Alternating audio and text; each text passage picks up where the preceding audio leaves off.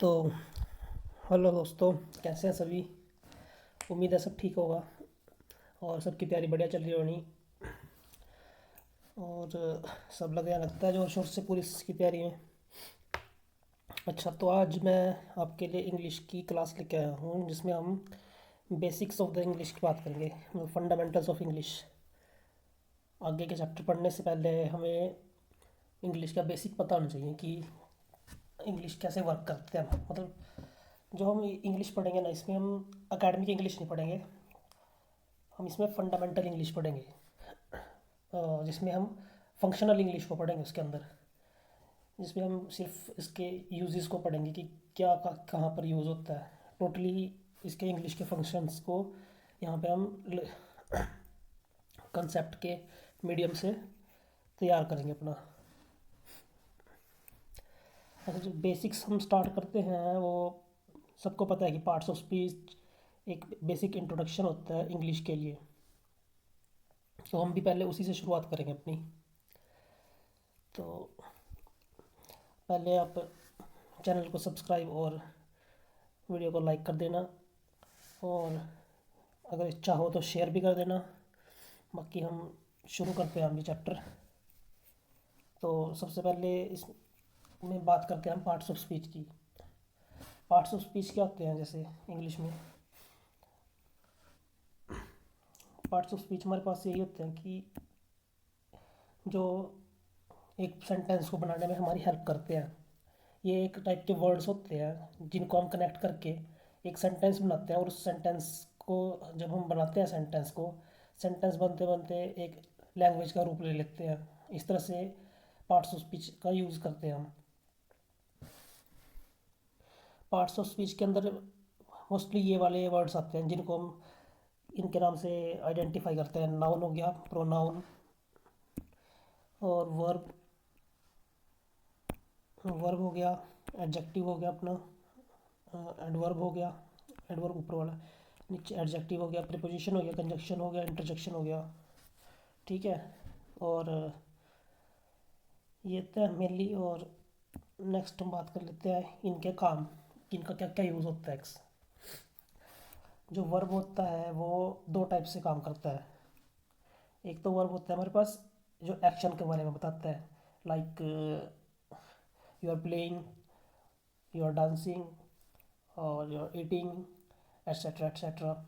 And जो state verb होता है उसमें हम कोई एक्शन नहीं देखते, उसमें सिर्फ जैसे लाइक ऐसे जिनको हिंदी में पढ़ते हैं ना अकर्मक क्रिया, उस टाइप से होता है ये स्टेट वर्ब्स, जिसमें हमें मतलब कोई काम नहीं हो रहा है, सिर्फ एक स्टेट ऑफ वर्ब है, मतलब ये उस काम की दशा है। जैसे हम किसी को देख रहे हैं, उसमें कोई काम तो हो नहीं रहा है ना, खाली वो देख रहे हैं, उस तरह से वो एक एक्शन नहीं हो रहा है, खाली उस एक्शन का नाम है। इस तरह से उसको स्टेट वर्ब पढ़ते हैं हम। जैसे स्मेल, टेस्ट, हियर सुनना, इस तरह की चीज़ें ये सारी स्टेट वर्ब में आते हैं जहाँ कोई एक्शन नहीं हो रहा, जहाँ कोई एक्शन नहीं हो रहा है। ठीक है। अच्छा, बात करते हैं नाउन की। नाउन होता है एक नेमिंग वर्ड, किसी भी चीज़ का नाम, जिसका भी हम नाम ले सकते हैं ना, वो आता है नाउन के अंदर। ठीक है। नेक्स्ट बात करते हैं प्रोनाउन की। प्रोनाउन क्या है? जो नाउन को रिप्लेस कर देता है। लाइक हम किसी के बारे में लिख रहे हैं, किसी का इंट्रोडक्शन दे रहे हैं, अपना इंट्रोडक्शन दे रहे हैं, जैसे मैंने अपना नाम लिख दिया X Y Z, my name is X Y Z, ऐसे करके। अब नेक्स्ट टाइम हम अगर दोबारा से वही नाम लिखेंगे तो थोड़ा ऑकवर्ड हो जाएगा। अब उसको सही करने के लिए हम प्रोनाउन का यूज़ करते हैं, नाउन को रिप्लेस करके। ठीक है। अच्छा, नेक्स्ट जैसे यहाँ पे हमने ले लिया कि Ram is a good boy. ठीक है। अब हम आगे लिखते हैं राम इज़ माई फ्रेंड। अब देखो ये ऑकवर्ड नहीं लग रहा है आपको, Ram is a good boy, Ram is my friend. तो इस चीज़ को सही करने के लिए हम यहाँ राम की जगह ही का यूज़ कर लेते हैं, और इन्हीं को प्रोनाउन बोलते हैं, जिससे सेंटेंस भद्दा ना लगे। ठीक है। नेक्स्ट बात कर लेते हैं हम एडजेक्टिव है जो हमारे पास। एडजेक्टिव का क्या रोल होता है? एडजेक्टिव हमारे पास होता है जो नाउन को मॉडिफाई करे, नाउन की क्वालिटी बताए। उसको हम एडजेक्टिव बोलते हैं।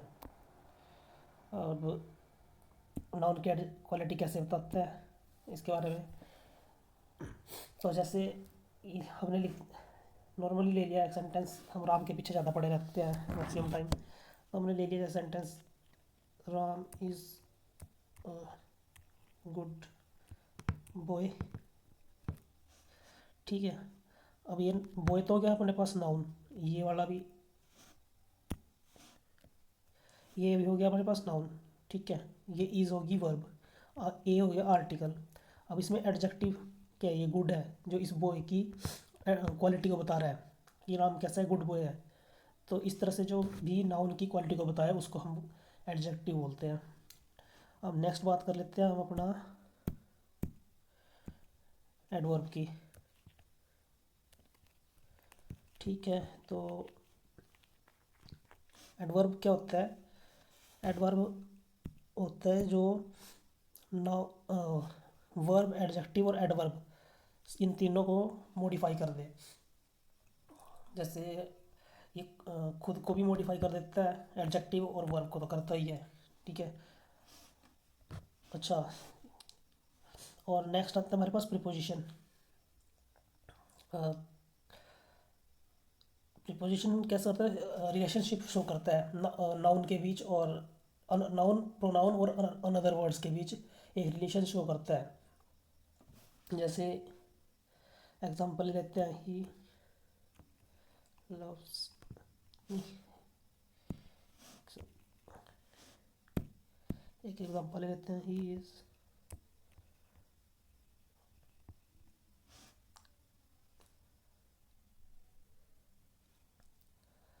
एग्जांपल ही गलत हो गया इसका,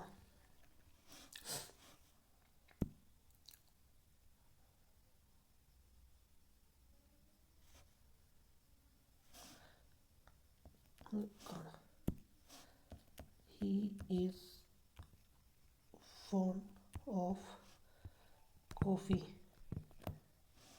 अब यहाँ पे देखो, जो सब्जेक्ट है ना ही, ये कॉफ़ी, ये इस ऑफ के लिए ऑब्जेक्ट है। अब है तो ये भी एक तरह से नाउन, और ये भी, ये प्रोनाउन है। ठीक है, और ये एक वर्ब है, ये हेल्पिंग वर्ब है और ये मेन वर्ब है। ठीक है, अब जो ये ऑफ है ना, ये है प्रीपोजिशन, और ये इनके बीच कनेक्शन बता रहा है कि कॉफ़ी को, जो ये ही है, ये कॉफ़ी को बहुत पसंद करता है। ठीक, अब ये ऑफ इनके बीच रिलेशन बता रहा है। ठीक है, इस तरह से प्रीपोजिशन काम करता है कि किसी जो नाउन और प्रोनाउन का किसी भी दूसरे वर्ड्स के साथ ये रिलेशनशिप शो करता है, उसको हम प्रीपोजिशन बोलते हैं। अब ये जस्ट एक ओवरव्यू है, हम चैप्टर आएगा ना जब, उसमें बात करेंगे मेनली इस बारे में, डिटेल में बात करेंगे। अब ये सिर्फ आपको एक ऊपर ऊपर से ओवरव्यू दे रहा हूँ मैं, जिससे आपको आइडिया लग जाए चीज़ों का। अच्छा, इसके बाद क्या है हमारे पास, इसके बाद आता है अपने पास कंजक्शन। अब कंजक्शन क्या होता है, कंजक्शन एक जॉइनिंग वर्ड होता है जो टू वर्ड्स को, टू सेंटेंसेस को, दो क्लोजेस को आपस में ज्वाइन कराता है, उसको हम बोलते हैं कंजक्शन। ठीक है, अब नेक्स्ट बात कर लेते हैं इंटरजेक्शन की। ये एक तरह से ऐसे होता है ना हमारे पास एक्सक्लेमेटरी सेंटेंस, ऑप्टेटिव सेंटेंस, ये उस टाइप के वर्ड है, एक्सप्रेशन को शो करते हैं, लाइक ये हुर्रा, इस तरह के वर्ड हो गए, अलास, ओह,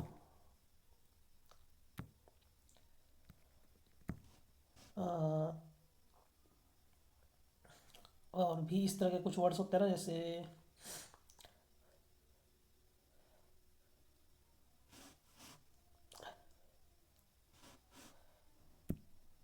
एक चल रही रहा है,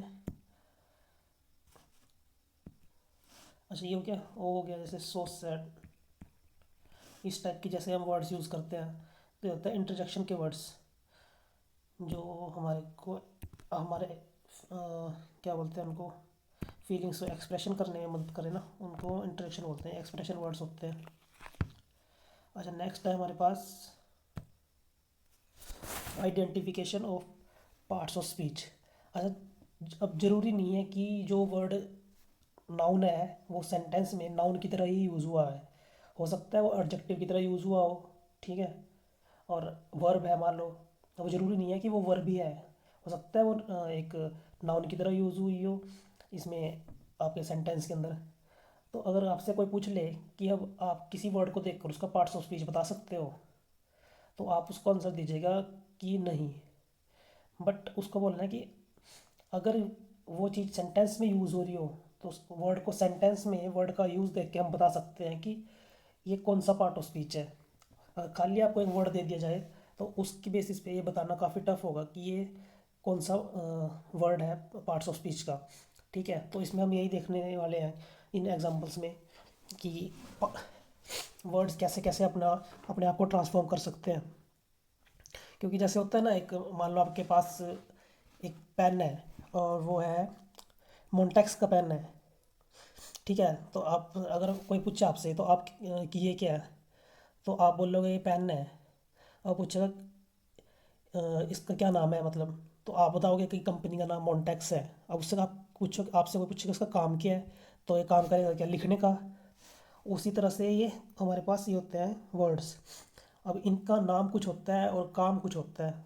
तो इसमें जैसे वही हम एग्जांपल में आपको ये बताऊंगा मैं अभी। जैसे हमारे पास ये हो गया ना, एक तो ये बोर्ड चलता नहीं है, काफ़ी दिक्कत कर सकता नहीं क्या। जैसे ये देखो, the first car drove around the curve. यहाँ पे ये fast as a adjective use हुआ है, क्योंकि कार क्या होता है हमारे पास नाउन, और कार को जो इसको नाउन को मॉडिफाई करे वो होता है एडजेक्टिव। तो यहाँ पे एज अ एडजेक्टिव यूज़ हुआ है, ठीक है। अच्छा, इस वाले सेंटेंस को पढ़ो। The car drove fast around the curve. यहाँ पे देखो, ये क्या आर्टिकल लगा है, आर्टिकल के बाद सीधा नाउन आएगा, नाउन के बाद वर्ब आ गई आपकी। अच्छा, अब ये फास्ट यहाँ पे क्या काम कर रहा है। अब ये ड्राइव है, ड्राइव की सेकंड फॉर्म है ये, जैसे ड्राइव, ये ड्रॉ, ये सेकंड फॉर्म है, ठीक है। अब ये इसको मॉडिफाई कर रहा है कि वो कैसे ड्राइव करता है, वो फास्ट ड्राइव करता है। ये पास्ट टेंस में दिया है ना, ठीक है। तो इस तरह से यहाँ पे एडवर्ब का काम कर रहा है। अब नेक्स्ट बात करते हैं हम,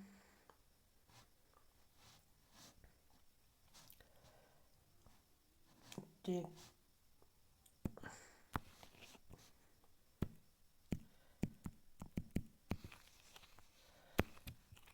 अभी हम नेक्स्ट बात करेंगे।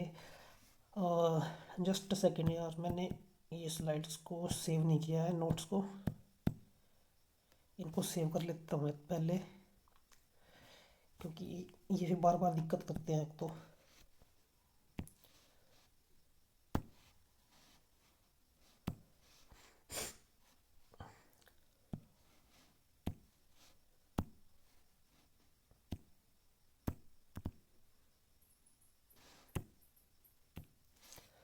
ठीक है, अभी हम बात करते हैं अपने नेक्स्ट, कहाँ थे हम, आइडेंटिफिकेशन पे। ठीक है, तो अब देखो ये वाला नेक्स्ट एग्जांपल है। An advance of 500 rupees was given.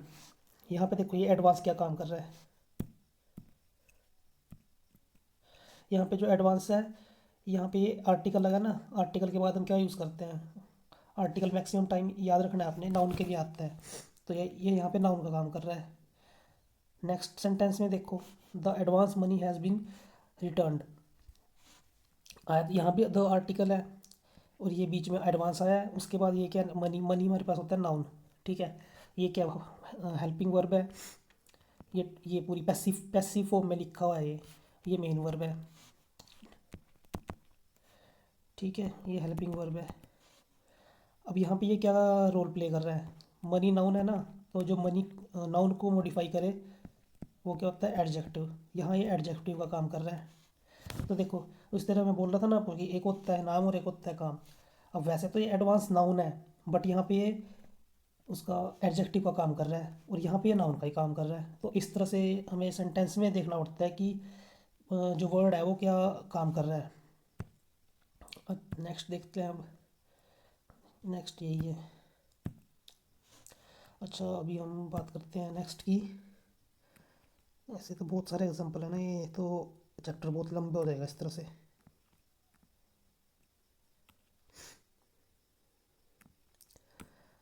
अच्छा, अब एक और तरीका होता है इनको नाउन वगैरह को पहचानने का। इनके पीछे जो वर्ड्स लगते हैं ना, जिस तरह से हिंदी में हमारे पास प्रत्यय, किसी भी वर्ड के पीछे उनके पीछे कुछ अक्षर को, वर्ड को हम जोड़ के उसको एक वर्ड, नया वर्ड बनाते हैं। उस तरह से इसमें इंग्लिश में होता है कि ये कुछ ऐसे वर्ड्स होते हैं, अगर हम मतलब कुछ ऐसे अक्षर होते हैं, अगर हम किसी वर्ड के पीछे उनको लगा दें तो उसका हम पार्ट्स ऑफ स्पीच 95%, 95 टाइम्स मतलब आइडेंटिफाई कर सकते हैं कि ये नाउन है, प्रोनाउन है, या एडजेक्टिव है, या क्या है। जैसे ये हो गया एज, और C Y, dom, E double E, E R, hood, ise, ist, ice, lodgement, on, in, N, ness, और ship, S I O N T I O N, ship, इस टाइप के ये सभी वर्ड्स होते हैं। जैसे फॉर एग्जांपल ये चाइल्ड है, अगर इसके पीछे हमने, चाइल्ड क्या है कि हमारे पास, इसके पीछे हुड लगा देंगे, नाउन बन जाएगा। ठीक है, इस टाइप से होते हैं इसमें थोड़े से, ये आप देख लेना, इनको याद कर लेना, ये काफ़ी काम आते हैं कई बार। ठीक है, अब नेक्स्ट बात कर लेते हैं हम वर्ब के सफिक्स की।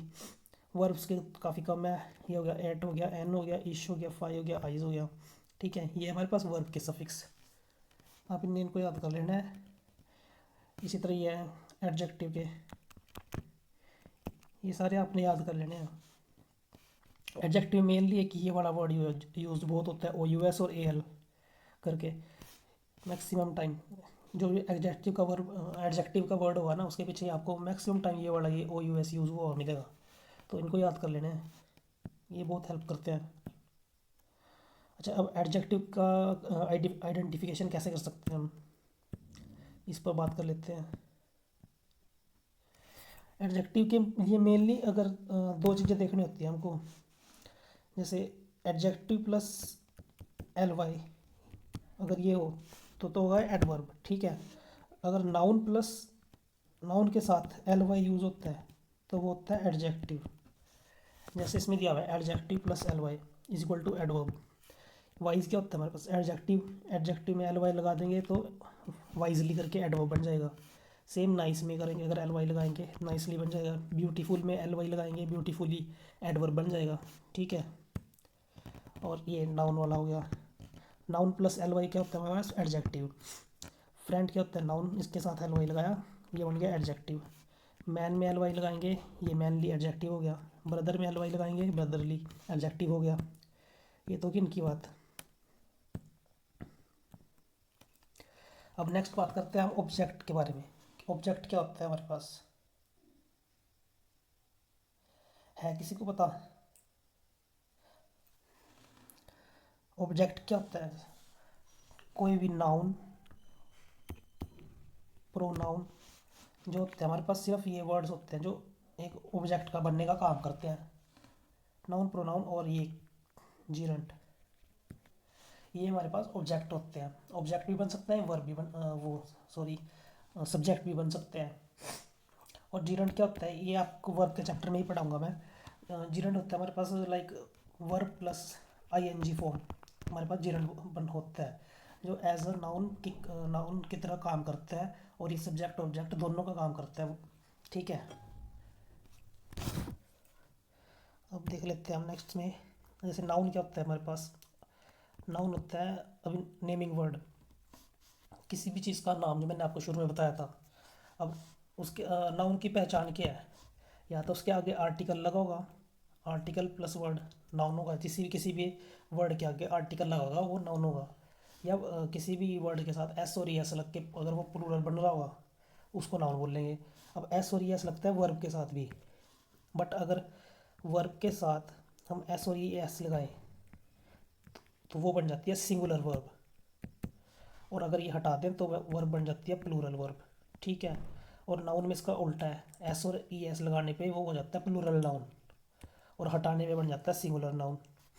ठीक है, अब नेक्स्ट देख लेते हैं।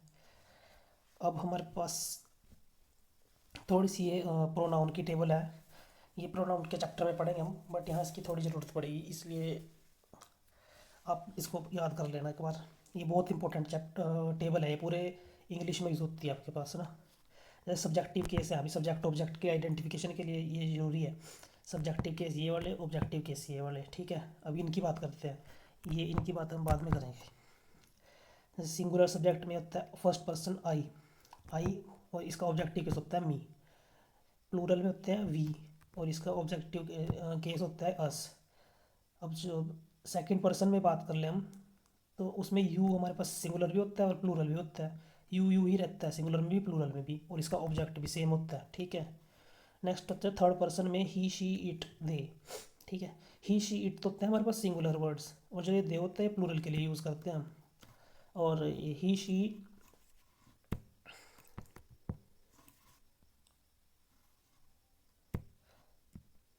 हाँ तो यहाँ ही शी इट, ही का ऑब्जेक्टिव केस होता है हिम, शी का ऑब्जेक्टिव केस होता है हर, इट का ऑब्जेक्टिव केस होता है इट ही रहता है, दे का दैम बन जाता है। ठीक है, और तो ये याद रखना है आपको।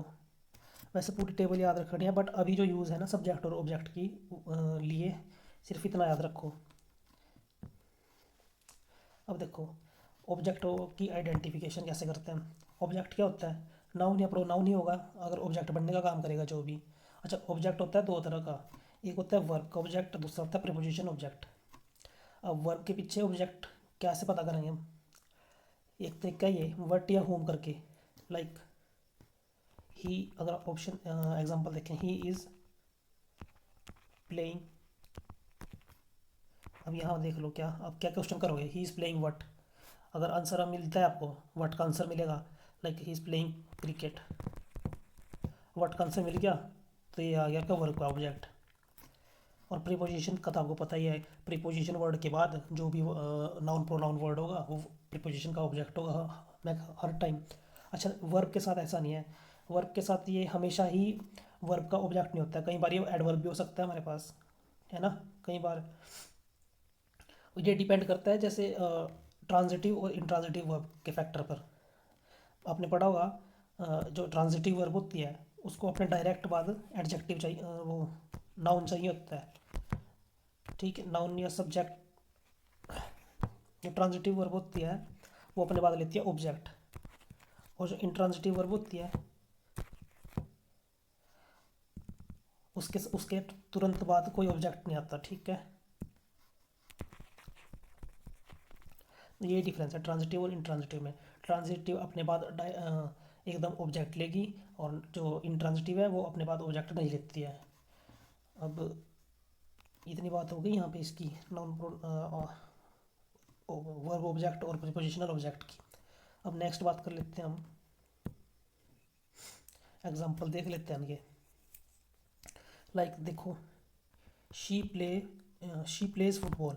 अब यहाँ पे शी क्या है, नाउन, प्लेज क्या है, वर्ब। अब यहाँ पे आप देखो वर्ब वट करके क्वेश्चन करो, आपको क्या आंसर मिलेगा, शी प्लेज वट, वट का आंसर मिल रहा है फुटबॉल। तो ये क्या हो गया, ऑब्जेक्ट हो गया, और वैसे है भी ये नाउन, और नाउन ऑब्जेक्ट बनने का काम क्या करता है, या तो नाउन या तो प्रोनाउन। तो ये हमारे पास हो जाएगा इसका वर्ब का ऑब्जेक्ट। ठीक है, नेक्स्ट देख लेते हैं। करण थ्रू द बॉल, करण क्या हो गया, नाउन, थ्रू क्या होगी, वर्ब। अब यहाँ पे देखो इनजी है, द लगा है, द क्या होता है, आर्टिकल, और जो आर्टिकल किससे पहले लगता है, नाउन के। तो यहाँ पे पता चल गया, अगर ये नाउन है वर्ब के बाद है तो सीधा वर्ब का ऑब्जेक्ट होगा। इस तरह से हमको ये पता लग गया। स्लाइड कहाँ गई, हाँ अब ये देखो, could you call the neighbours. अब ये क्या है, इसमें कुड, कुड होता है मॉडल वर्ब, ये आपका क्वेश्चन की फॉर्म में वो अच्छा है। अब देखो, कुड, कुड के बाद क्या है, यू, यू यहाँ पे ये हेल्पिंग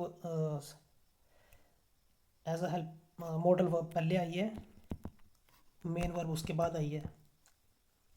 ये क्या हमारे पास सब्जेक्ट, ये है तो ऐसे प्रोनाउन है ना, पर ये यहाँ पे काम क्या कर रहा है सब्जेक्ट का, और सब्जेक्ट का जो काम करे वो होता है नाउन या प्रोनाउन। अब ये यहाँ पे प्रोनाउन है, ठीक है। अब ये आ गई मेन वर्ब। उसके बाद क्या लिखा है मेन वर्ब के बाद, देखो क्या लगा है आर्टिकल। आर्टिकल के बाद जो भी वर्ड होगा नाउन होगा, और इसकी एक और पहचान है एस और एस। अब ये है प्लूरल नाउन। तो आर्टिकल के बाद जो भी वर्ड आएगा वो होगा अपने पास नाउन, और नाउन या प्रोनाउन क्या काम करते हैं ऑब्जेक्ट बनने का वर्ब के बाद। तो ये आ जाएगा यहाँ पे वर्ब का ऑब्जेक्ट, ठीक है। आगे आपको इतनी बात समझ समझ तो आ रहा है ना? कमेंट में बता देना भाई अगर जो भी कोई प्रॉब्लम गलती हो, भूल चूक माफ़। तो एक बार दोबारा बता देता हूँ। ये है यहाँ पे सब्जेक्ट, सब्जेक्ट के बाद वर्ब, वर्ब के बाद ये आर्टिकल, आर्टिकल के बाद ये नाउन। और नाउन हमारे पास क्या काम करता है, या तो सब्जेक्ट बनता है या ऑब्जेक्ट। यहाँ पे ये वर्ब के बाद है तो यहाँ पे ये ऑब्जेक्ट बन रहा है, ठीक है। ये आ गया next word, I like you.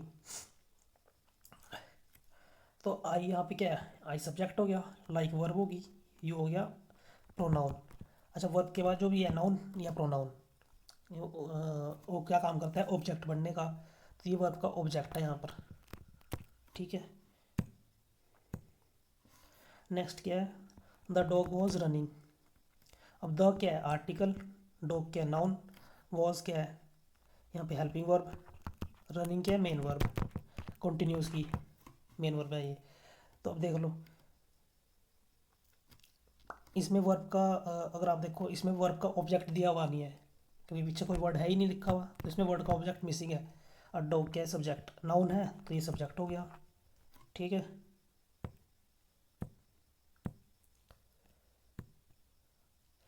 We talk for hours, we क्या है सब्जेक्ट, सब्जेक्ट में ये है आपका सब्जेक्टिव केस प्रोनाउन का, ठीक है। नेक्स्ट ये टॉक्ड क्या होगी वर्ब, फोर क्या होगी प्रेपोजिशन, आवर्स क्या हो गया यहाँ पे, देखो आवर्स हमारे पास नाउन है, एक इसमें एस भी लगा है, इससे भी क्लैरिफिकेशन मिल रहा है कि नाउन है। तो प्रीपोजिशन के बाद अगर नाउन प्रोनाउन आए तो वो क्या प्रीपोजिशन के ऑब्जेक्ट होते हैं। तो यहाँ पे ये आवर्स ऑब्जेक्ट है इसका प्रीपोजिशन का। नेक्स्ट देख लेते हैं, I am going to Shimla.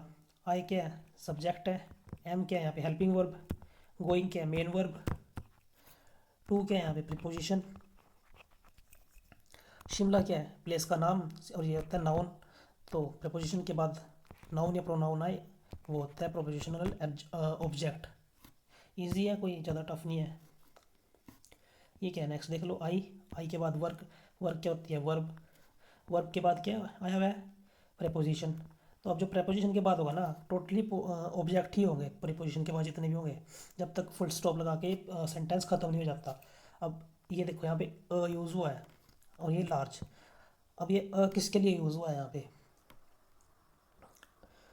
A use हुआ है फर्म के लिए, क्योंकि लार्ज क्या है एडजेक्टिव होता है ना, ये एडजेक्टिव है, ये है नाउन, फर्म नाउन है, तो ये नाउन को मॉडिफाई कर रहा है। और जो आर्टिकल लगा है वो इस फर्म के लिए यूज़ हुआ है, ठीक है। तो इस तरह से आपने थोड़ा ध्यान रखना है। और ये देखो इन क्या प्रपोजिशन, प्रपोजिशन के बाद क्या है पेरिस, ये क्या प्लेस का नाम, प्लेस का नाम क्या होता है नाउन, प्रपोजिशन के बाद नाउन आए होता है प्रपोजिशन का ऑब्जेक्ट। यहाँ पर भी प्रपोजिशन का ऑब्जेक्ट है, ठीक है। नेक्स्ट बात कर लेते हैं इसके बारे में, the girls carry water to their village. अब द क्या है आर्टिकल, गर्ल्स क्या है नाउन, कैरी क्या है वाट वो वर्ब, अब वाटर क्या है हमारे पास नाउन, टू क्या प्रेपोजिशन, देयर क्या है एडजेक्टिव, पोजेसिव एडजेक्टिव होता है ये। अब विलेज क्या है फिर से नाउन। अब देखो इसके टोटे टोटे कर देना हमने पूरे सेंटेंस के, इसको पार्सिंग बोलते हैं जनरली इस चीज़ को, पार्ट्स ऑफ स्पीच को जब हम आइडेंटिफाई करते हैं ना एक सेंटेंस के अंदर उसको पार्सिंग बोलते हैं। और जैसे अब देखो ये तो हो गया था ना आर्टिकल हो गया था, ये नाउन हो गया, ये वर्ब होगी, ये फिर से नाउन हो गया, ये टू प्रपोजिशन होगी, देयर पोजेसिव एडजेक्टिव हो गया, और ये हो गया फिर से नाउन। अब देखो ये तो हो गया सब्जेक्ट, ये आ गई वर्ब, वर्ब के बाद क्या नाउन, नाउन क्या होता है फिर अगर वर्ब के बाद नाउन आए वर्ब का ऑब्जेक्ट।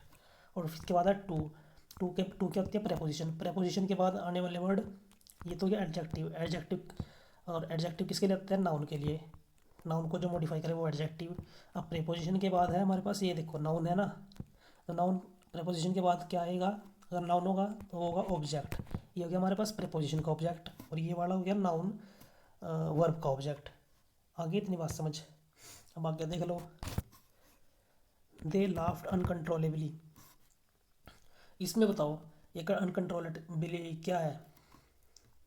अब दे तो गया देखो प्रोनाउन, और ये हो गया आपका सब्जेक्टिव प्लूरल में प्रोनाउन, ठीक है। अब लाफ्ट क्या है इसमें? वर्ब। अब ये बताओ ये क्या है? मैंने आपको बताया था ना कि adjective plus L Y adverb होते हैं। तो अनकंट्रोलेबल क्या है? हमारे पास एडजेक्टिव होता है, और उसके साथ एल वाई जुड़ा तो ये एडवर्ब बन गया, और ये वर्ब को मॉडिफाई कर रहा है। तो यहाँ पे वर्ब का भी प्रोपोजिशन तो है ही नहीं, तो वर्ब का ऑब्जेक्ट मिसिंग है, तो यहाँ पे कोई ऑब्जेक्ट है ही नहीं, ठीक है। ये आपने ध्यान रखना है थोड़ा, तो यहाँ पे ऑब्जेक्ट मिस है।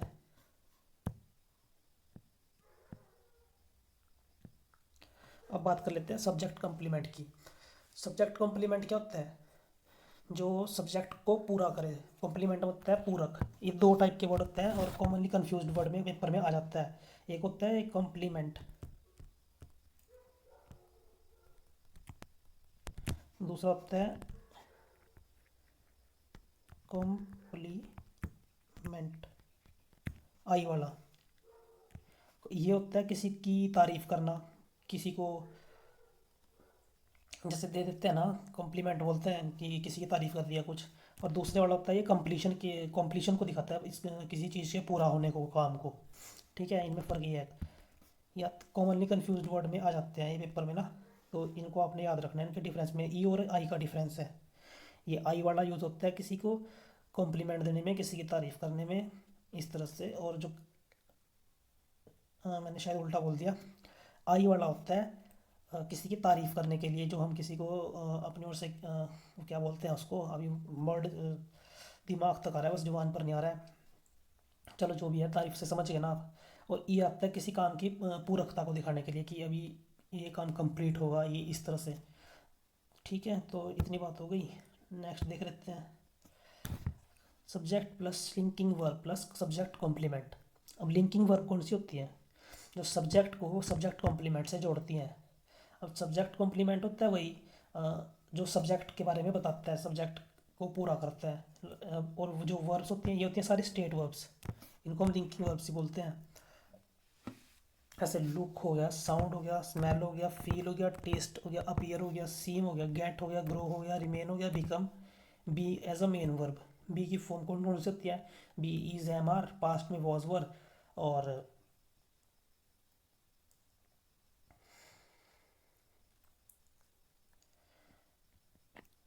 एक आई एन जी फॉर्म होती है, बी बीइंग।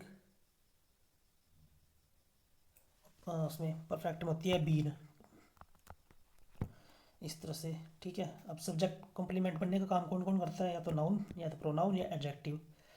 अच्छा, subject is equal to subject complement. जो सब्जेक्ट होता है वो वही सब्जेक्ट कॉम्प्लीमेंट होता है। जैसे एग्जांपल के थ्रू समझाता हूँ मैं आपको। जैसे आई एम अ टीचर। अब आई क्या है? सब्जेक्ट है। एम क्या है? यहाँ पे कोई और वर्ब दिख रही है आपको? वर्ब कोई और है नहीं, तो ये एम ही होगा। वैसे तो ये है आपके पास हेल्पिंग वर्ब, पर जहाँ कोई और वर्ब है नहीं, तो ये यहाँ पे मेन वर्ब का काम कर रही है। मैंने बताया था ना आपको कि एक ही चीज वर्ड होता है जो अलग अलग तरह से यूज़ होता है, तो यहाँ पे ये हेल्प मेन वर्ब का काम कर रहा है। ये क्या हो गया? आर्टिकल। और आर्टिकल लगता है नाउन के लिए। टीचर वैसे भी आपको पता है ये नाउन होता है, ठीक है। तो ये टीचर क्या बता रहा है? टीचर कौन है इसमें? टीच आई है जो टीचर है। ये आई बता रहा है कि मैं जो आई जो है मैं हूँ, मैं एक टीचर हूँ। तो ये बी की फॉर्म है ना, एम। बी की फॉर्म यहाँ पे मेन वर्ब की तरह यूज़ हुई है, और हमने यहाँ देखा था भी, देखो बी की फॉर्म मेन वर्ब होती है लिंकिंग वर्ब, ठीक है। और ये लिंकिंग वर्ब इसको हम स्टेट वर्ब भी बोलते हैं।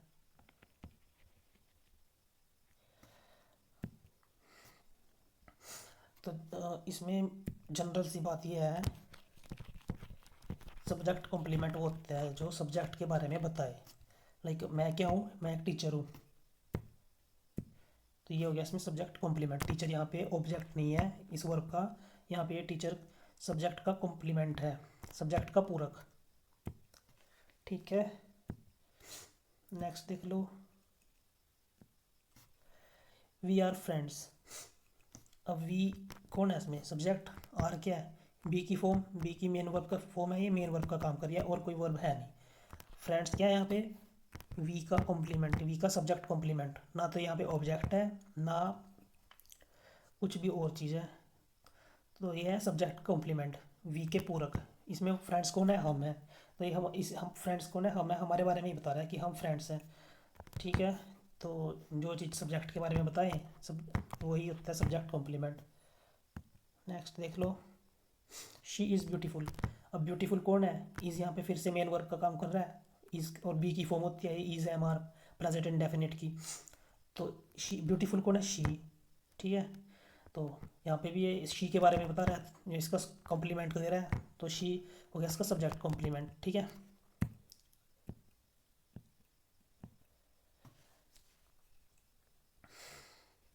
अब ये देखो, she will become a great mother. अब शी क्या है, सब्जेक्ट, विल क्या है, हेल्पिंग वर्ब, बिकम क्या है, मेन वर्ब, अ क्या है, आर्टिकल, ग्रेट क्या है यहाँ पे एडजेक्टिव, मदर क्या है, नाउन। अब ये देखो, विल बिकम किसके लिए आ रहा है, शी के लिए, शी का वर्ब है। अब ग्रेट मदर कौन बनेगी, शी, तो एक मदर क्या हो गया, यहाँ पे ऑब्जेक्ट नहीं होगा ये, यहाँ पे ये सब्जेक्ट कॉम्प्लीमेंट होगा, क्योंकि ये शी के बारे में बता रहा है कि she is a great mother, she will become a great mother, तो ग्रेट मदर कौन बनेगी, शी, तो सब्जेक्ट को जो सब्जेक्ट को कम्प्लीमेंट करे वो सब्जेक्ट कॉम्प्लीमेंट।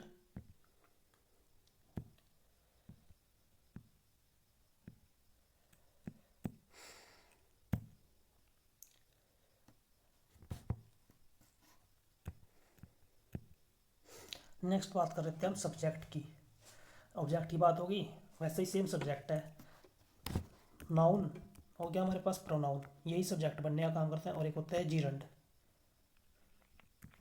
ये हमारे पास सब्जेक्ट बनने का काम करते हैं। इनको भी हम सेम डिफाइन कर लेते हैं, नाउन प्रोनाउन के पहले, नाउन के पहले आर्टिकल लगा होता है, इस और प्रोनाउन के सब्जेक्टिव केस हमने देखे थे अभी चार्ट में, जीरंड मैं आपको बताऊंगा बाद में, ये आई एन जी वाली फॉर्म होती है।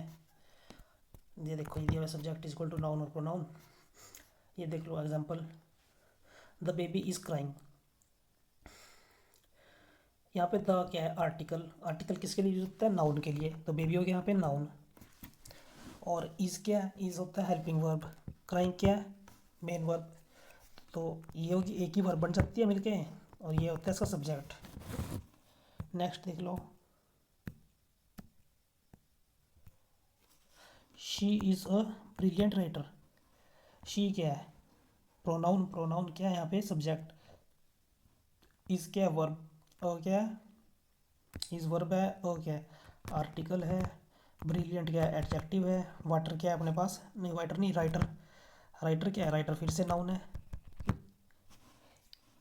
यहाँ पे अब ये बताओ ये क्या है, ये ऑब्जेक्टिव केस है, सब्जेक्ट कॉम्प्लीमेंट है, क्या है, देखो बताओ, सोचो सोचो, देखो ये फिर से आ गया ना ये सब्जेक्ट, यहाँ पे इज़ क्या है, बी की फॉर्म है, is am are, main verb का काम कर रहा है यहाँ पे, तो जो भी अगर मेन वर्ब की फॉर्म, बी की फॉर्म अगर यहाँ पे मेन वर्ब का काम करें, ब्रिलियंट राइटर, अब ब्रिलियंट राइटर कौन है, शी, तो यहाँ पे इसका सब्जेक्ट कॉम्प्लीमेंट है, ये यहाँ पे कोई वो नहीं है, ऑब्जेक्ट नहीं है, इसका सब्जेक्ट कॉम्प्लीमेंट है। ठीक है, समझ तो आ रहा है ना आपको।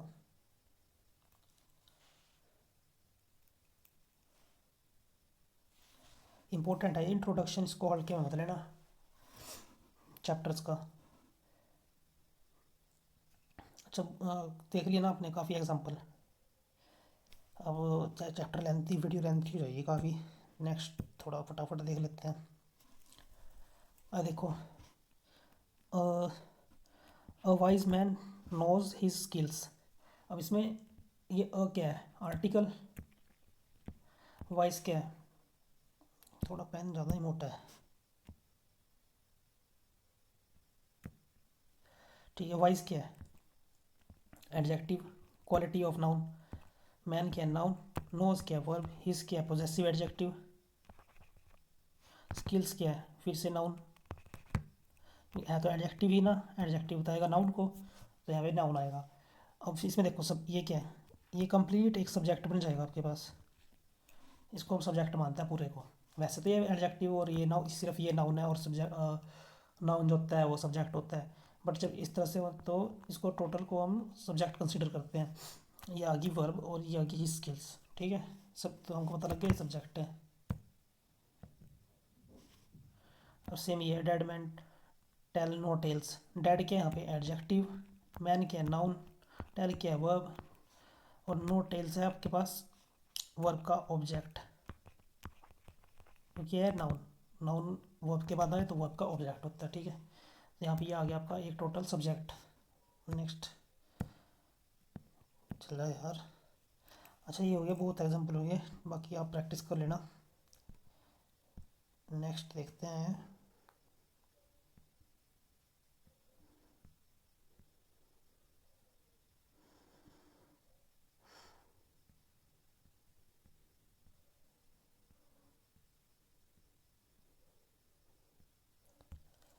सेंटेंस। सेंटेंस क्या होता है?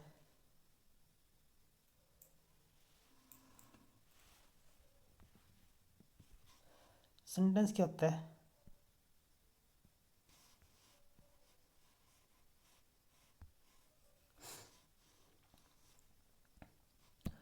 सेंटेंस होता है a group of words which give complete sense is called a sentence. सी डेफिनेशन दी है, एग्जाम्पल देखो, जैसे Rahul is going to Shimla, ये कंप्लीट सेंस दे रहा है ना, तो इसको बोलते हैं हम सेंटेंस। अच्छा सेंटेंस कैसे बनता है?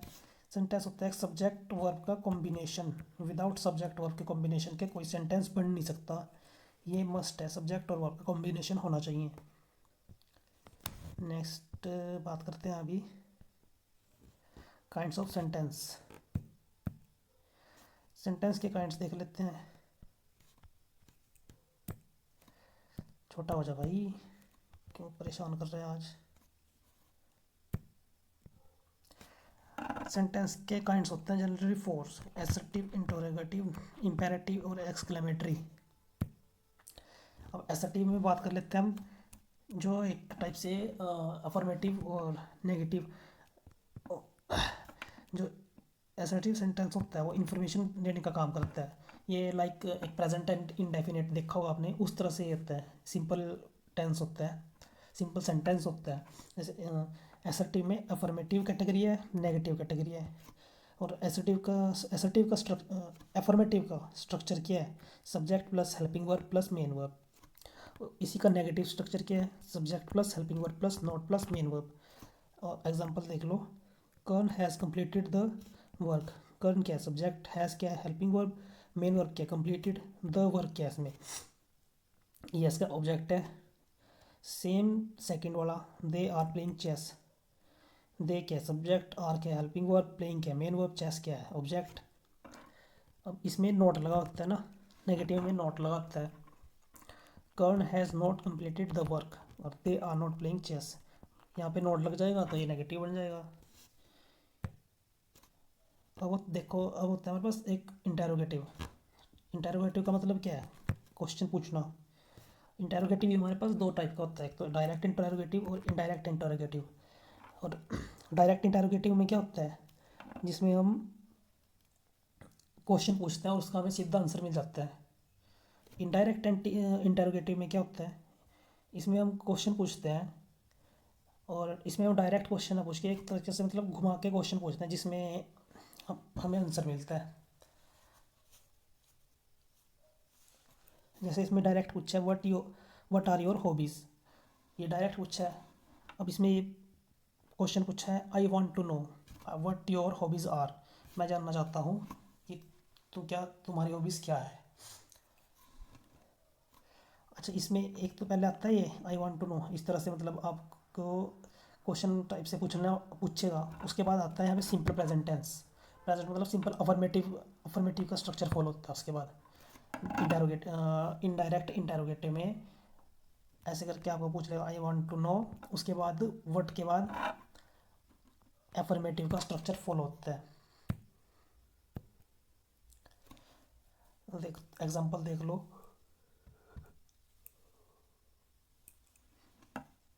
जो डायरेक्ट इंटेरोगेटिव होता है उसमें एक तो होता है यस नो क्वेश्चन और एक होता है डब्ल्यू एच क्वेश्चन। जो यस नो क्वेश्चन होता है उसका स्ट्रक्चर है helping verb plus subject plus main verb plus object. Like for example are you playing football, क्या तुम फुटबॉल खेलते हो।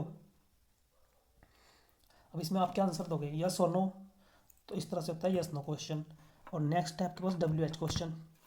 इसमें क्या देखो डब्ल्यू एच क्वेश्चन यानी कि जो क्वेश्चन होता है व्हाट, वेयर, हु, इस टाइप के। तो इसमें आपको पूछ लिया, उसके बाद हेल्पिंग वर्ब आएगी, सब्जेक्ट आएगा, मेन वर्ब और ऑब्जेक्ट। इसका एग्जांपल देख लो, where are you playing football. अब इसमें आपको यस नो के बजाय आपको पूरा आंसर देना पड़ेगा। इस तरह से डब्ल्यू एच फैमिली के वर्ड्स हैं और इसको डब्ल्यू एच क्वेश्चन बोलते हैं। अच्छा जो नेक्स्ट है, अगर एक ही सेंट इसका मतलब बताता हूँ मैं आपको, पूरा ना पढ़ के, पूरा पढ़ने में टाइम लगेगा। इसमें ये दिया है कि अगर यस नो क्वेश्चन और डब्ल्यू एच क्वेश्चन एक ही सेंटेंस में यूज है ना, तो यस नो क्वेश्चन को तो आप एज इट इज़ लिखोगे, और जो ये डब्ल्यू एच क्वेश्चन होगा ना इसको एफर्मेटिव की फॉर्म में लिखोगे। जैसे एग्जांपल देखो, मे आई आस्क, ये तो क्या आपका यस नो क्वेश्चन, यस और नो। अब ये गया डब्ल्यू एच वाला क्वेश्चन शुरू, where are you planning to go for summer vacation. अब ये यहाँ पे गलत यूज़ हुआ है, इसको हमको एफर्मेटिव में लिखना पड़ेगा। इसको हम एफर्मेटिव में कैसे चेंज करेंगे,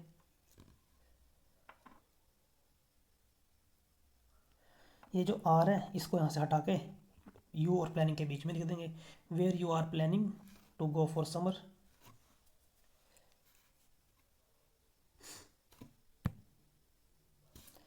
देख लो अब सेकंड वाला देख लो, सिमिलर वेयर डिड नॉट, ये पूरा क्वेश्चन पढ़ लेते हैं, could you tell me why you did not confess the truth. देखो ये आ गया ना इधर, क्वेश्चन ना पूछ के एफर्मेटिव एफर्मेटिव सेंस में, इस तरह से होता है डब्ल्यू एच और यस नो क्वेश्चन। अब नेक्स्ट एग्जांपल देख लो इसका एक और, कुड यू टेल मी, ये एक हो गया, यहाँ से डब्ल्यू एच क्वेश्चन शुरू है। What is the school principal, what where sorry where is the school principal. अब ये डब्ल्यू एच क्वेश्चन लगा ना, तो इसको हमको एफर्मेटिव में बनाना पड़ेगा। तो एफर्मेटिव बनाने के लिए आप क्या करेंगे, हम ये जो इज़ है यहाँ से उठाकर यहाँ लास्ट में लगा देंगे, तो हमारे पास बन जाएगा where the school principal is, इसकी जो राइट सेंटेंस होगा। ये देखने में आपको ओड लगेगा थोड़ा, बट जो एक्चुअल में होता है वो यही होता है। और जो कम्पिटिटिव इंग्लिश में है, मतलब जो हम रिटर्न में लाइक लिखने के लिए जो यूज़ होता है यही फॉर्मेट यूज़ होता है। और अलग बात है कि हम जनरल जैसे बात करते हैं उसमें हम कुछ भी बोल लेते हैं, उसमें इतना फ़र्क नहीं पड़ता, उसमें हमको सिर्फ अपनी बात सामने वाले को समझानी होती है। बट जब भी लिखने की बात आती है तो हमको ये पैटर्न फॉलो करना पड़ता है। और ये चीज़ आपको, ये इसका पूरा मतलब इंग्लिश का निचोड़ है, बेसिक है, इसको आपको याद रखना पड़ेगा। ये फर्दर टॉपिक्स में आपको फॉलो करनी इसका यूज़ होगा, देखना आप। कुछ क्वेश्चन ऐसे होंगे जो आप सिर्फ इस बेसिक से सोल्व कर लोगे, कंसेप्ट की आपको ज़रूरत भी नहीं पड़ेगी। अब नेक्स्ट देख लेते हैं एग्जांपल,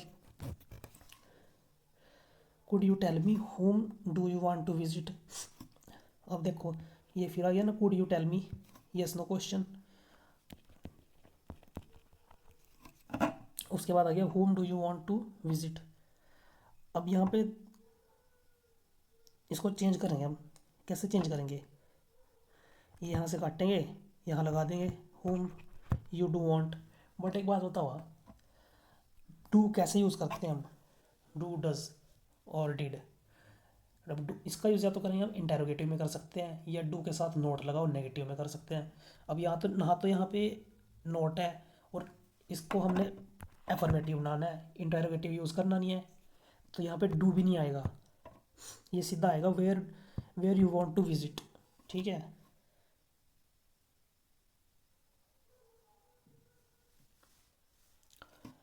नेक्स्ट,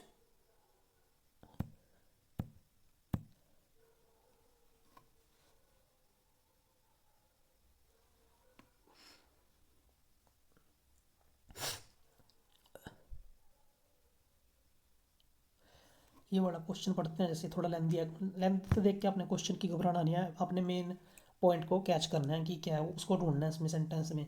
जैसे क्या है, Rachel is not here at the moment, may I know what do you want to talk about, if it is urgent you can call her office, otherwise I will inform her when she comes back in the evening. अब यहाँ पे देखो आपको कहाँ मिल रहा है वो मे I no वाला, ये देखो मिल गया ना, may I know, yes no question हो गया। उसके बाद ये आ गया what WH question, what do you want to talk about. अब देखो यहाँ पे फिर से वही गलती, इसको अफर्मेटिव बनाना है। अब बनाते यहाँ पे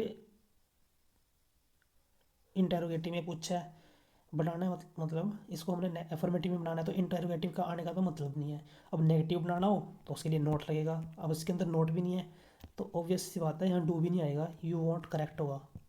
ये क्वेश्चन बन जाएगा what you want to talk about, इस तरह से ये करेक्ट हो जाएगा। अब नेक्स्ट यही है अभी। अच्छा, नेक्स्ट बात कर लेते हैं हम, कौन सी स्लाइड चली है, 68। इसी इसमें टोटल 103 स्लाइड्स हैं, अभी तो लंबा जाएगा, तो अपना धैर्य बनाए रखें। और अगर आपने ये मिस कर दिया ना तो समझ लो आपने बहुत कुछ मिस कर दिया आगे के लिए चैप्टर में।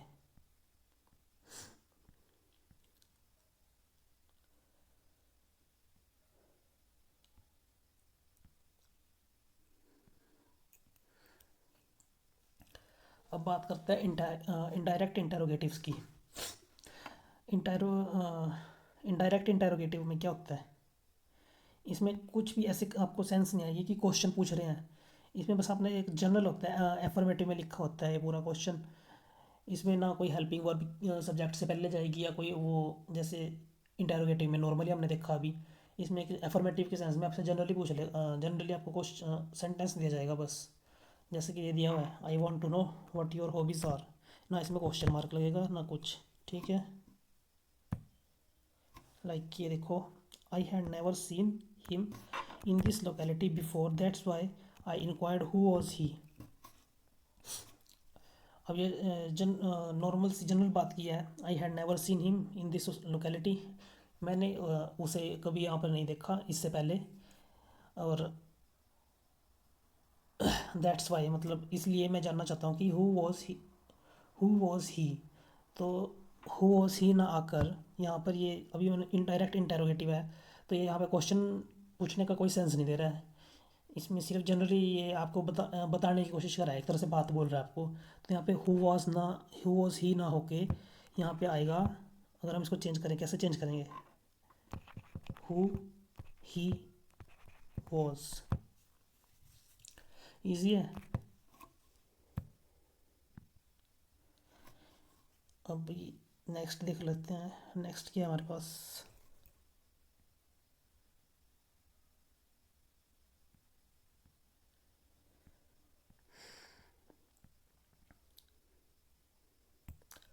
इम्पेरेटिव सेंटेंस, ये चौथा सेंटेंस था ना उसमें।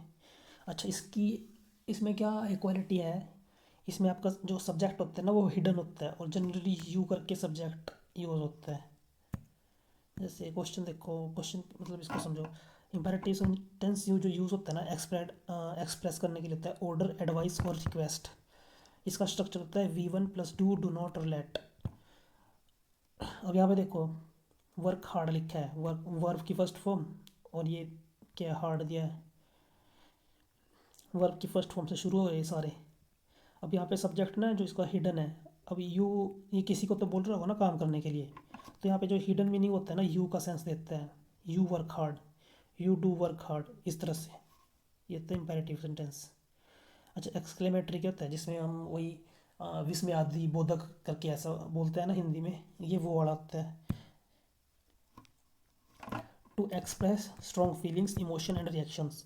जैसे इसका स्ट्रक्चर होता है व्हाट, हाउ, हुर्रा, वो, मतलब सिमिलर ये, एक तो ये हो गया ना तीन, ऑप्टेटिव, एक्सक्लेमेटरी और इंटरजेक्शन, ये कुछ कुछ सिमिलर टाइप के वो है टाइप्स सेंटेंस में। जैसे पढ़ो ये, alas he lost the race, यहाँ पे सोरो की सेंस दे रहा है, दुख की। Hurrah we won walk, we won, यहाँ पे एन्जॉयमेंट की सेंस दे रहा है, हैप्पीनेस की। और यहाँ पे देखो व्हाट एन अमेजिंग मूवी, यहाँ पे जो व्हाट है ये एक्सक्लेमेटरी सेंटेंस में एक्सक्लेमेटरी वर्ड है इस सेंटेंस में, ये इसमें यहाँ पे सेंस दे रहा था कि क्या कमाल की मूवी थी। इस तरह से आई होप आपको समझ में आ रहा होगा। अगर नहीं भी आ रहा है तो वीडियो को आपने बार बार रिवाइज करना है, क्या बोलते हैं उसको, रिवाइंड कर करके देखना है वीडियो को, तभी आपको समझ आएगा, क्योंकि पहली बार में इस तरह से आपने कभी पढ़ा नहीं होगा।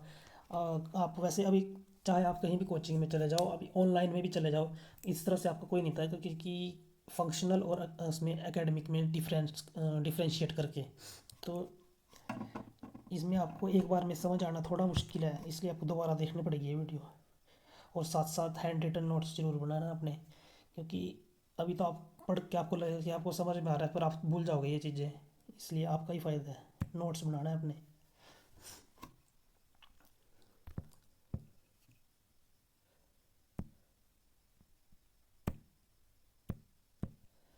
नेक्स्ट करते हैं बात ऑप्टेटिव सेंटेंस की। आज तो गला बज गया पूरा, जुकाम हुआ पड़ा है, खांसी जुकाम, और तबीयत भी सही नहीं है। चलो अब भी बात कर लेते हैं ऑप्टेटिव की। ऑप्टेटिव सेंटेंस में क्या होता है, जैसे में हम किसी के लिए दुआ, शाप और वेल विशेस, इस तरह से चीज़ें, इस तरह की चीज़ें की बात होती है, ब्लेसिंग, कर्स और विशेस की। इसका स्ट्रक्चर होता है मे प्लस सब्जेक्ट प्लस वर्ब की फर्स्ट फॉर्म, और मे प्लस सब्जेक्ट प्लस वर्ब की फर्स्ट फॉर्म। अच्छा, एक्सक्लेमेटरी मार्क्स भी दिया होता है, कई बार एक्सक्लेमेटरी मार्क्स नहीं दिया होता है। इसके एग्जांपल देख लो, मे गॉड ब्लेस यू, भगवान तुम्हारी रक्षा करे, इस टाइप से। May you rot in a hell, rot का मतलब होता है सड़ना, अजीब सा वर्ड है कि मे you rot in a hello, यहाँ पे किस चीज़ का सेंस दे रहा है, एक कर्स का, ये इसको शाप दे रहा है, इस टाइप से। यहाँ पे ब्लेसिंग की सेंस आ रही है। तो ये हो गया हमारे पास ऑप्टेटिव सेंटेंस। अब ये है लास्ट और इम्पोर्टेंट बात सेंटेंस की, फ्रेज और क्लॉज।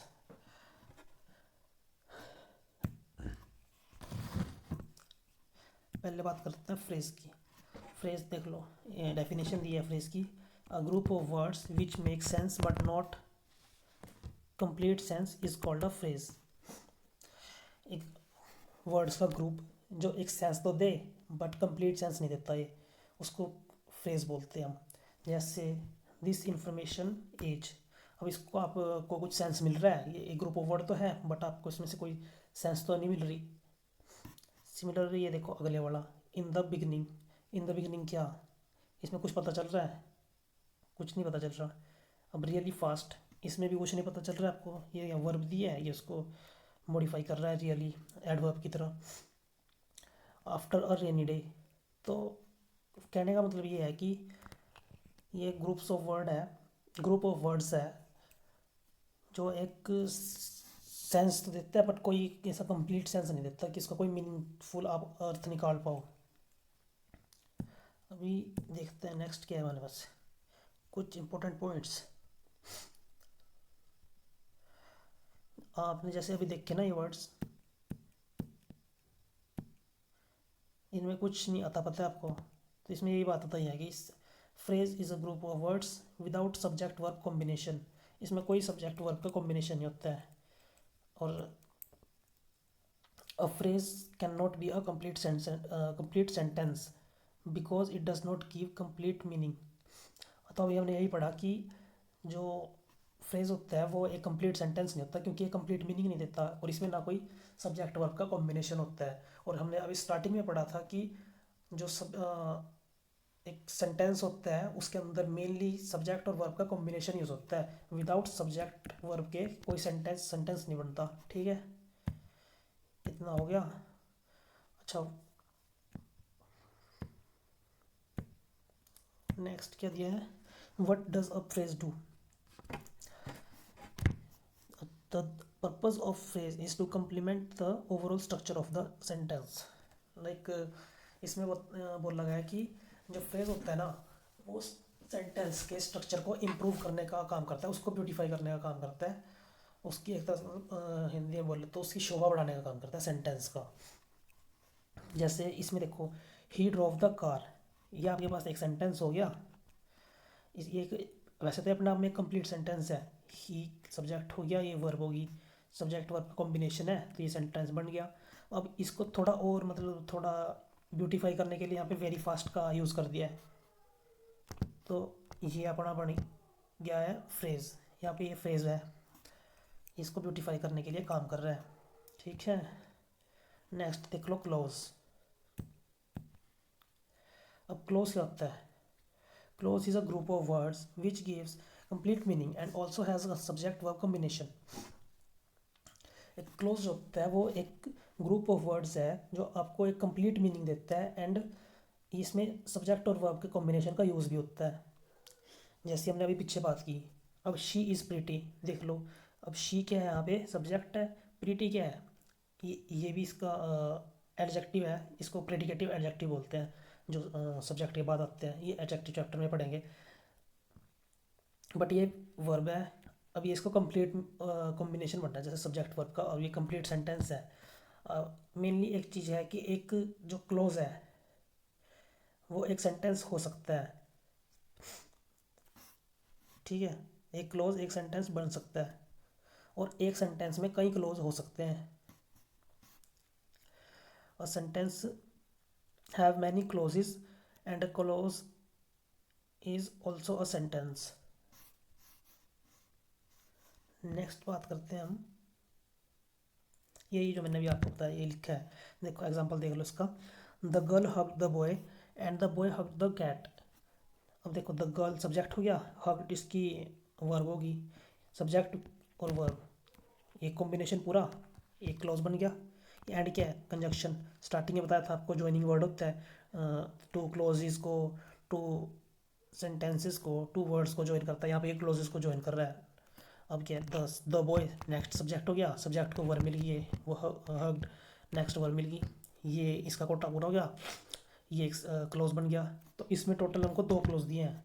ठीक है, तो वही डेफिनेशन जो मैंने अभी आपको बताई कि एक सेंटेंस के अंदर एक से ज़्यादा क्लोजेस हो सकते हैं, और एक क्लोज एक सेंटेंस बन सकता है। बन सकता क्या, होता ही है।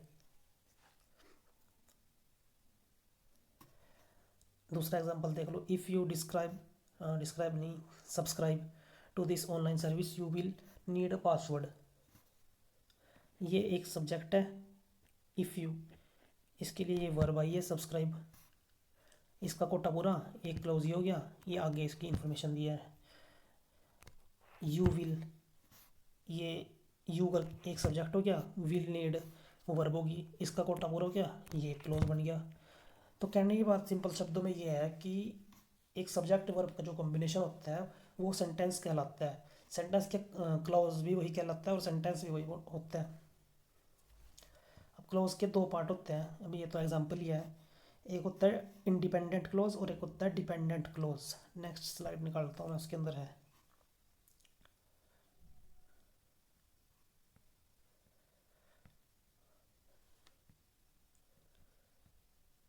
इसकी बात कर रहा था मैं।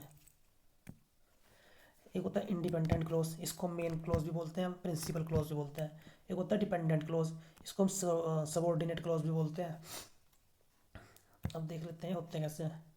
ऐसा एक होता है इंडिपेंडेंट क्लोज, जिसकी बात करी हमने। An independent clause is the same as the complete sentence and can stand alone. Independent clause वो होता है जिसको हम ऐसे मतलब इसके अंदर अपने आप में सब्जेक्ट और वर्ब दिया होता है, और इसको हम एज इट इज़ यूज़ कर सकते हैं। लाइक ही एट डिनर, अब यहाँ पे किसी चीज़ की ज़रूरत है आपको, देखो सब्जेक्ट दिया है, सब्जेक्ट के आगे वर्ब दिया है, इसका कोटा पूरा, ये क्लोज बन गया, इसको इंडिपेंडेंट क्लोज बोलते हैं। अब ना तो आपको ये अधूरा भी नहीं लग रहा होगा पढ़ने में, ये अपने आप में कंप्लीट है। तो जो ऐसे सेंटेंस जो ये सिंगल अपने देखो अपने आप में ही एक सेंटेंस है पूरा, अपने आप में आ गया, इसको किसी और सेंटेंस की ज़रूरत भी नहीं है, आपको पढ़ने में कोई कमी लग नहीं रही ना, तो इसे सेंटेंस को हम इंडिपेंडेंट क्लोज बोलते हैं। जैसे आई वॉज वर्किंग, ये भी एक पूरा इंडिपेंडेंट क्लोज है, सब्जेक्ट वर्ब का कॉम्बिनेशन पूरा है। इस इसमें ये हो गया। फिर बात करते हैं हम डिपेंडेंट क्लोज की। डिपेंडेंट क्लोज क्या होता है? Dependent clause can not stand alone, it has a subordinate अच्छा पूरा नहीं है, सब verb combination, subject verb combination, but it could but it could not be a sentence by itself. It need an independent clause to complete the sentence. इसका मतलब क्या है? जो डिपेंडेंट क्लॉज होता है वो अपने आप में एक अधूरा क्लॉज होता है। इसको एक कुछ वर्ड्स की ज़रूरत होती है अपने आप को पूरा करने के लिए।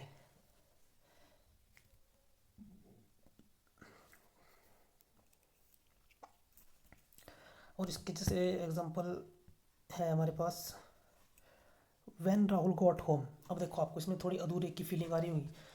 व्हेन राहुल गॉट होम क्या, कि जब राहुल घर जाएगा या जब राहुल घर गया, ये पास्ट फॉर्म लगी है। आदत हो जाती है ना नॉर्मल ऐसे बात करने की, तो इसका रियल मीनिंग है जब जब राहुल घर पहुंचा या जब राहुल घर गया। अब इसको अधूरा लग रहा है हमको, तो इसको पूरा करने के लिए हम कुछ जो वर्ड्स यूज़ करेंगे ना, उन वर्ड्स को हमने को याद रखना पड़ता है। अब जैसे when Rahul got home he at dinner, अब इसमें आपको एक कंप्लीशन की सेंस आ रही होगी और एक फील आ रहा होगा कि अब ये एक सेंटेंस पूरा है। तो जो ऐसे सेंटेंस होते हैं जो अपने आप में सब्जेक्ट वर्क तो होते हैं उसके अंदर, बट एक अधूरेपन की उनके अंदर से वो फीलिंग आती है, उनको डिपेंडेंट क्लोज बोलते हैं। उनको पूरा करने के लिए आगे कुछ हमको एक सेंटेंस का यूज़ करना पड़ता है। और इस टाइप के कुछ वर्ड्स होते हैं जिनको देखकर हम पता लगा सकते हैं कि ये डिपेंडेंट क्लोज है कि इंडिपेंडेंट क्लोज है। जैसे कुछ वर्ड्स ये हैं जो ज़्यादातर यूज़ होते हैं, when, while, if, unless, although, as soon as long as, because, since, etcetera. तो इसका जो मतलब होता है, व्हेन मतलब कब होता है, व्हाइल मतलब जब से, इफ़ मतलब अगर, अनलेस मैंने जब तक, ऑल्दो मैंने होता है हालांकि, एज सुन एज मतलब जैसे वो होता है ना जल्द से जल्द, इस टाइप से। ऐसे ही हैं ये, बिकॉज रीज़न बताने के लिए, सिंस क्योंकि, वगैरह वगैरह। अब इसका एग्जांपल देख लेते हैं।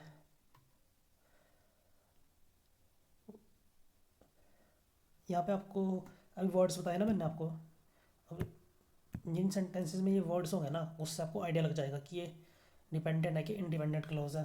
अब यहाँ पे एग्जांपल दिया है, इसको रीड करते हैं हम। While he was playing. अब यहाँ पे आगे एक वर्ड हमने पढ़ा था वाइल, ये थोड़ा आधा अधूरा लग रहा है, तो मतलब यहाँ किसी वर्ड की ज़रूरत है। नेक्स्ट में देखो, if you come here, if you come here क्या, आगे भी कुछ इन्फॉर्मेशन दी होनी चाहिए ना कि एक सेंस, पूरी सेंस आए सेंटेंस की। इस ऐसे है, देखो यहाँ पे पूरा करके दिया हुआ है, while I was work playing I was working. अब यहाँ पे पूरी सेंस आ रही है कि जब मैं खेल रहा था, नहीं जब वो खेल रहा था तो मैं काम कर रहा था। अब ये एक पूरा सेंटेंस बन गया मतलब। अब और ये नेक्स्ट क्या है, if you come here I shell help you, कि अगर तुम यहाँ आओगे तो मैं तुम्हारी हेल्प करूँगा। ये भी अब एक पूरा एक सेंटेंस में पूरी सेंस, मीनिंगफुल सेंटेंस बन गया ना। अब इसमें इसको ये ब्यूटीफाई कर रहा है। अब इसमें जैसे था ना इफ़ यू कम हेयर, तो आपको क्या पता लग रहा था कि अगर तुम यहाँ आओगे, क्या आओगे मतलब कुछ मीनिंग भी तो आना चाहिए। इसलिए जो डिपेंडेंट क्लॉज को मतलब एक मीनिंगफुल बढ़िया लगाने के लिए हम यूज़ करते हैं कुछ वर्ड्स, जिनमें मतलब इन वर्ड्स को यूज़ करने की ज़रूरत पड़े उनको, उस चीज़ को हम बोलते हैं ये डिपेंडेंट क्लॉज। उसके कुछ वर्ड्स होते हैं ये जिनको आपने याद कर लेना है। एग्जाम्पल देख लो, since the sun will shine today, ये वर्ड आ गया सिंस। इसमें यहाँ पे ये एक्स्ट्रा चीज़ ऐड हुई है।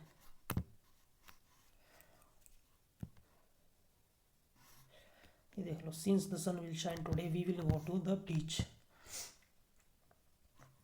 Because mom said so I apologized to Radha, क्योंकि मोम ने कहा तो मैंने राधा से माफ़ी मांग ली। अब इसका एग्जांपल है, सिंस क्योंकि जो सूरज है वो आज चमक रहा है तो हम बीच की तरफ जाएंगे। तो ऐसी है इसमें, ये पूरा चैप्टर हो गया आपका, मतलब पूरे बेसिक्स की क्लास थी। तो अभी हमने एक बेसिक क्लास पूरी कर ली इसकी, और इसको अपने हल्के में नहीं लेना है। इसमें जो जो वर्ड्स मैंने आपको बताया ना वो अपने अपने पास नोट कर लेने हैं, और अच्छे से उनको याद कर लेना है। वैसे आप प्रैक्टिस करोगे तो ज़्यादा सोचने की ज़रूरत नहीं पड़ेगी, आपको याद होते चले जाएंगे। और अब वीडियो अच्छी लगी हो, समझ आया हो आपको, कमेंट में मेरे को बता देना ज़रूर। और चैनल को सब्सक्राइब और लाइक कर देना है, वीडियो को आपने बेल आइकन प्रेस कर देना है कि आने वाली वीडियो आपको मिले। अब आप बताना कि आपको कौन से टॉपिक से शुरुआत करनी है। बाकी अपनी तैयारी करते रहो बढ़िया से। और उम्मीद है अब आप सबको लेक्चर पसंद आया होगा। बाकी और किस किस की तैयारी कर चल रही है आपकी, बताना आप ज़रा कमेंट में। पुलिस के अलावा हिमाचल में किसी या किसी भी सेंट्रल लेवल पे किस एग्ज़ाम की प्रिपरेशन कर रहे हो। जो ये चैप्टर पढ़ा है ना, ये किसी भी एग्ज़ाम के लिए मोर देन इनफ है। सेंटर लेवल हो गया, आप उसके लिए भी ये पढ़ सकते हो। तो आज की वीडियो में बस इतना ही था। नेक्स्ट वीडियो में मिलते हैं अब। ठीक है, गुड नाइट।